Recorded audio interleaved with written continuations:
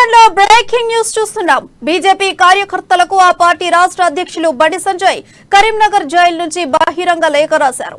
BRS party అధికారాన్ని అడ్డుపెట్టుకుని కుట్రలు చేస్తోందని ఆరోపించారు. కుట్రలో భాగంగానే తనపై పేపర్ లీక్ కేసు పెట్టారని, కేసులు అరెస్టులు తనకు కొత్త కాదని బండి సంజయ్ చెప్పారు. ప్రజల కోసం ఎన్నిసార్లైనా జైలుకు వెళ్లేందుకు సిద్ధంగా ఉన్నానని, మోదీ ప్రభుత్వాన్ని ఓడించేందుకు కేసీఆర్ అవినీతి సొమ్మును పంచాలని చూస్తున్నారని బండి సంజయ్ లేఖలో పేర్కొన్నారు.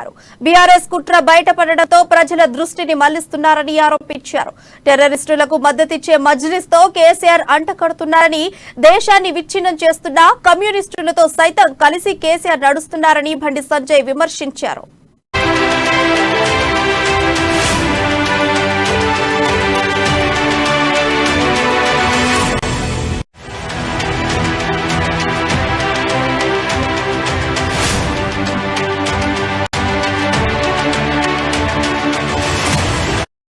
బ్రేకింగ్ న్యూస్ చూస్తున్నాం.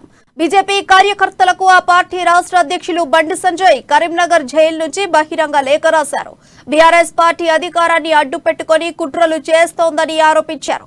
కుట్రలో భాగంగానే తనపై పేపర్ లీక్ కేసు పెట్టారని, కేసులు అరెస్టులు తనకు కొత్త కదని బండి సంజయ్ చెప్పారు.